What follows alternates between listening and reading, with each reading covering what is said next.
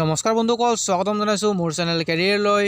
তো বন্ধুসকল, অসম পুলিচৰ ফালৰ পৰা আহিছে এক্সক্লুচিভ নিউজ। মই এই কাৰণে এক্সক্লুচিভ বুলি কৈছোঁ কাৰণ অসম পুলিচৰ ABUB কনষ্টেবলৰ ৰিকুৱাৰমেণ্ট প্ৰচেছ ক্লিয়াৰ নাই হওঁতে আৰু ইয়াত ভেকেঞ্চি ওলালে। ঠিক আছে, এতিয়া আমি চাম কিহৰ ওপৰত। যদি এডভাৰটাইজমেণ্টখন চাই আজি ওলাইছে, অৰ্থাৎ 18 ফেব্ৰুৱাৰী, চাব পাৰিছে। ইয়াত কি কৈছে, requirement of constables communication messenger carpenter UB in APRO and sub officer firemen and emergency rescuers in fire and emergency services Assam. ঠিক আছে, ইয়াৰ এডভাৰটাইজমেণ্টখন এইখন আৰু NXR 1 দিছে এখন EWSৰ কাৰণে।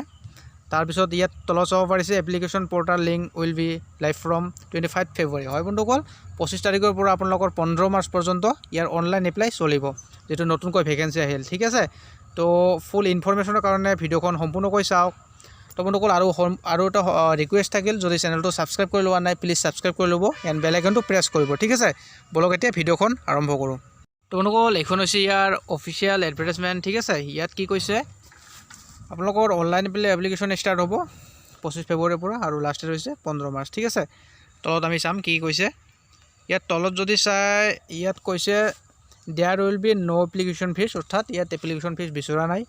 তাৰপিছত ইয়াত কি কৈছে, organisation wise distribution or vacancies and essential. হয় বন্ধুসকল, ইয়াত কৈছে যে আপোনালোকৰ অৰ্গেনাইজেশ্যনৰ ওপৰত ভিত্তি কৰি এডুকেশ্যনেল কোৱালিফিকেশ্যনখিনি আৰু ভেকেঞ্চিখিনি ভাগ কৰি দিয়া হৈছে। ঠিক আছে, ইয়াত কি কৈছে, প্ৰথম এই নাম্বাৰটো আছাম পুলিচ ৰেডিঅ' অৰ্গেনাইজেশ্যন, অৰ্থাৎ APRত ভেকেঞ্চি খালী হৈছে। কিমান, ইয়াত গ্ৰেড পেখিনিও দিছে, মন দিব, 6200 টকা। নাম্বাৰ অফ পষ্ট হৈছে 802টা। ঠিক আছে, ইয়াত APRত কিমানখিনি ভেকেঞ্চি আছে, 802টা। ইয়াত আনৰিজাৰ্ভৰ কাৰণে আছে 314টা, ST প্লেনৰ কাৰণে আছে 121টা, ST হিলছৰ কাৰণে আছে 105টা, SCৰ কাৰণে আছে 48টা আৰু OBC MOBCৰ কাৰণে আছে 214টা। টোটাল 802টা ভেকেঞ্চি APR কনষ্টেবল। ঠিক আছে, আৰু ইয়াত তলত যদি চাই, ইয়াত কি কৈছে 30% ৰিজাৰ্ভ আছে ওমেন কেণ্ডিডেটৰ কাৰণে। ইয়াত চাব পাৰিছে। ঠিক আছে, 30% ৰিজাৰ্ভ আছে ওমেন কেণ্ডিডেটৰ কাৰণে, ফিমেলৰ কাৰণে 10% ৰিজাৰ্ভ আছে EWSৰ কাৰণে, আৰু আপোনাৰ OBC SC STৰ কাৰণেতো ৰিজাৰ্ভ পাবই। লগতে ইয়াত এডুকেশ্যনেল কোৱালিফিকেশ্যন কি দিছে, আপোনালোকৰ 12 পাছ হ'ব লাগিব ষ্ট্ৰীম ছায়েন্সত। ঠিক আছে, লগতে আপোনাৰ কম্বাইনেশ্যন থাকিব লাগিব ফিজিক্স কেমেষ্ট্ৰি এণ্ড মেথমেটিক্সৰ ছাবজেক্টৰ। ঠিক আছে, অৰ্থাৎ আপোনালোকে যদি 12 পাছ হয়, ষ্ট্ৰীম ছায়েন্স লৈ ফিজিক্স কেমেষ্ট্ৰি মেথ আছে, আপোনালোকে নিশ্চয় এপ্লাই কৰিব পাৰিব। আৰু ইয়াত কি কৈছে, আপোনালোকে প্ৰিফাৰেঞ্চ পাব যদি আপোনালোক 1 year এক্সপিৰিয়েঞ্চ ইন ইলেক্ট্ৰনিক্সত যদি আপোনালোকৰ এক্সপিৰিয়েঞ্চ আছে, টেলিকমিউনিকেশ্যনত থাকিলেও হ'ব, কম্পিউটাৰ IT or এলাইট ইনভাইৰমেণ্টত থাকিলেও আপোনালোকে প্ৰিফাৰেঞ্চ পাব যদি আপোনালোকৰ 1 year কৈ আছে। ঠিক আছে, আৰু বি নাম্বাৰ কি কৈছে ইয়াত, এতিয়া বি নাম্বাৰটো আমি চাম, কনষ্টেবল অফ পুলিচ। ঠিক আছে, UB ইন APRO। ইয়াত আপোনালোকৰ গ্ৰেড পে দিছে 5600 টকা। ইয়াত পষ্ট দিছে টোটাল 3টা, ST প্লেনৰ কাৰণে এটা ৰিজাৰ্ভ, ST হিলছৰ কাৰণে এটা ৰিজাৰ্ভ আৰু SCৰ কাৰণে এটা ৰিজাৰ্ভ। ঠিক আছে, ইয়াত এডুকেশ্যনেল কোৱালিফিকেশ্যন কি বিচাৰিছে, আপুনি হাই ছেকেণ্ডেৰী পাছ হ'ব লাগিব যিকোনো বৰ্ডৰ পৰা। ঠিক আছে, লগতে কি বিচাৰিছে, ইয়াত হাই ছেকেণ্ডেৰী পাছ হ'লে আপোনালোকে এপ্লাই কৰিব পাৰিব। ঠিক আছে, ইয়াত কি কৈছে চি নাম্বাৰটো, নেক্সট চাম আমি।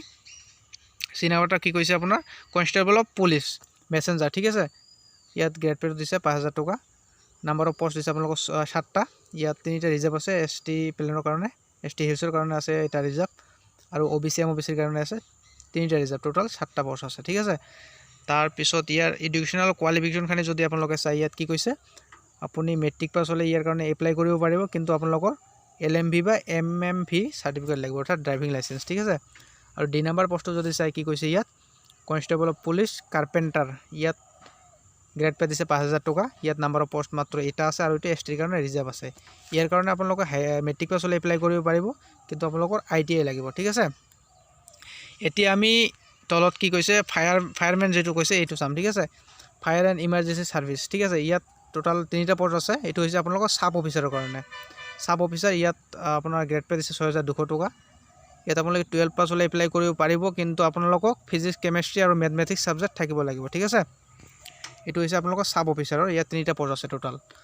আৰু এতিয়া আমি চাম কনষ্টেবল ফায়াৰমেন, অৰ্থাৎ কনষ্টেবল ফায়াৰমেনৰ 410টা ভেকেঞ্চি আছে টোটাল। ইয়াত আনৰিজাৰ্ভৰ কাৰণে আছে 182টা, SCৰ কাৰণে আছে 37টা, SCৰ কাৰণে আছে, অৰ্থাৎ ST প্লেনৰ কাৰণে আছে 36টা, আৰু STৰ কাৰণে আছে 30টা, OBC MOBCৰ কাৰণে আছে 125টা, টোটাল 410টা ভেকেঞ্চি আছে। ঠিক আছে, ইয়াতো আপোনালোকে 10% ৰিজাৰ্ভ পাব যদি আপোনালোকে EWS হয়, আৰু SC ST OBC ৰিজাৰ্ভ আছে তেওঁলোকৰ কাৰণে।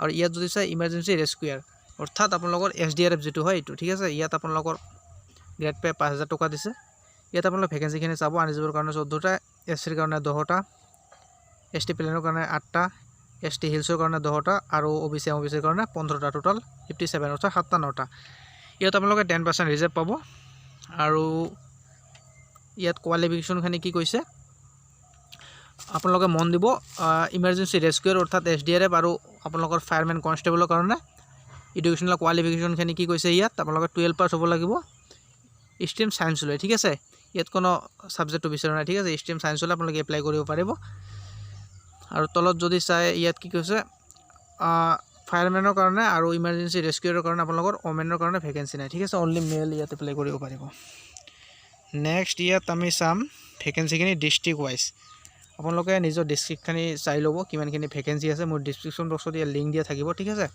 মই এনে কৈছোঁ আমাৰ ধুবুৰীটো কৈছোঁ ইয়াত তলত যাব 10 নম্বৰত আছে ইয়াত ধুবুৰীত কিমান ভ্যাকেন্সি আছে 36টা আছে আপোনালোকৰ APRO 21টা আছে আপোনালোকৰ ইমাৰ্জেঞ্চি ৰেস্কিউৰ অৰ্থাৎ ফায়াৰমেনৰ ঠিক আছে নেক্সট তলত যাম আমি তলত কি বিচাৰিছে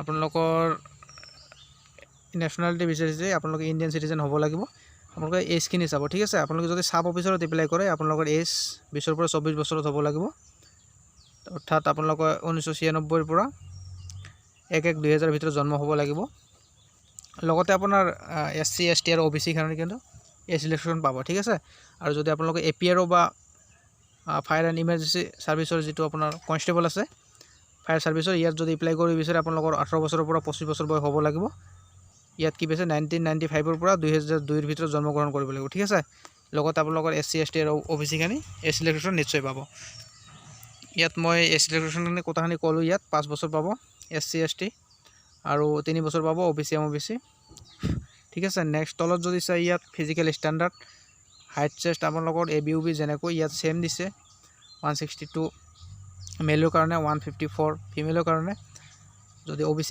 হয় ঠিক আছে আৰু ST আৰু SC ৰ কাৰণে কিমান বিচাৰিছে 160 তাৰ পিছত ইয়াত চেষ্টখিনি চাই ল'ব আপোনালোকে মই নকওঁ ইয়াত ঠিক আছে how to apply online mode হ'ব আপোনালোকে 25 তাৰিখৰ পৰা অনলাইন পোৰ্টাল খুলি যাব তাত অনলাইন কৰিব পাৰে মই নিশ্চয় ভিডিঅ' বনাম কেনেদৰে অনলাইন কৰিব পাৰে আপোনালোকে মোৰ চেনেলটোত ভিজিট কৰি থাকিব ঠিক আছে তাৰ পিছত আমি তলত চাম কি কৈছে তলত যদি আপোনালোকে চাই ইয়াত আপোনালোকে ফিজিক্যাল খিনি চাব পাৰে ঠিক আছে মই ফিজিক্যাল খিনি ডাইৰেক্ট কথাত কৈছো ইয়াত চাব পাৰিছে ফিজিক্যাল আপোনালোকৰ ABUB যেনেকৈ দিছে 3200 মিটাৰ ৰানিং হ'ব আৰু আপোনালোকৰ লং জাম্প হ'ব ঠিক আছে